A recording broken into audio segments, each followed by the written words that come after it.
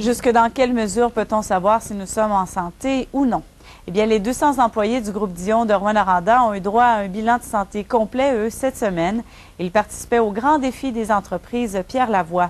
Des spécialistes du Centre de recherche de l'Institut universitaire de cardiologie et de pneumologie de Québec leur ont fait passer une panoplie de tests.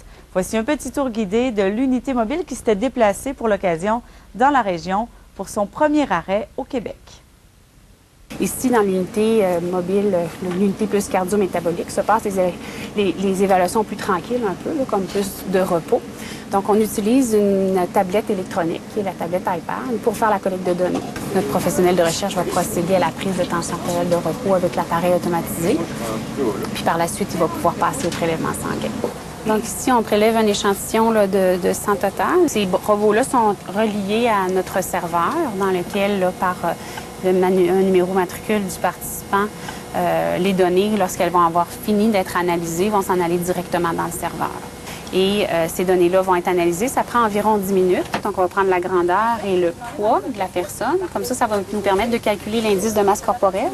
En ce moment, il est sur l'appareil, c'est une balance. On appelle ça de la bioimpédance aussi. C'est un outil qui nous permet de faire une estimation, de mesurer le poids de la personne de façon précise, puis de faire une estimation de sa composition corporelle.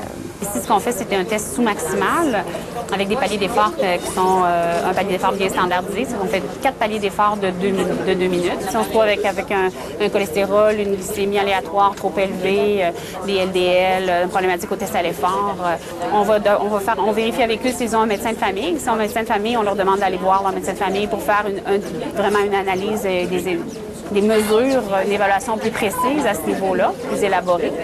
Et s'ils n'ont pas de médecin de famille, on a une entente avec les DSP et C3S du processus de référence. On ne peut pas venir ici puis juste leur dire ça va pas puis rien faire. Il faut s'assurer que cette prise de conscience-là se fait puis qu'il y a une prise en charge qui peut être entreprise. C'est un grand défi pour une équipe de passer autant de gens dans une journée, là. La première personne qui passe dans le grand défi entreprise le matin doit être tout aussi bien accueillie que celle qui va passer en fin de journée puis se sentir tout aussi importante puis d'avoir un tout aussi bon rapport qui lui est expliqué.